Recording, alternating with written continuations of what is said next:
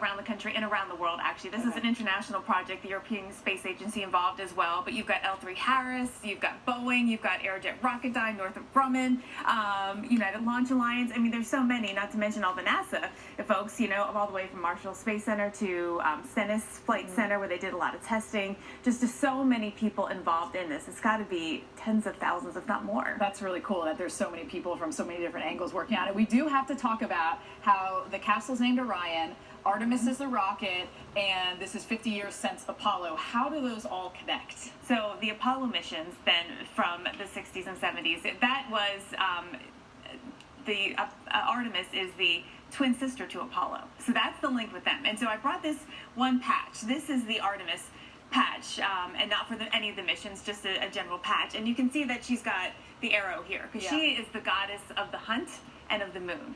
And so it made sense when you look for, okay, what do we want to call this mission, to relate it back to Apollo. She's a twin sister and also goddess of the moon.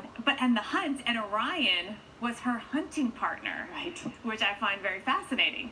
And in the end, she ended up killing Orion. So I just find that whole thing fascinating when it comes to Greek mythology. Real quick with the patches, the shuttle, the astronauts used to design their own patch. So who designed this one, and what will they do in the future? So this was designed by artists at NASA. This is Artemis 1, but Artemis 2 and 3 then, the astronauts involved will design the patch. This is the program patch. And what I think is so interesting about this, I know it's small here, but there's a red line that goes beyond the moon, and that's key, because... Don't say why. We're going to talk about why that is, maybe, coming up in our next hit with you, Jen.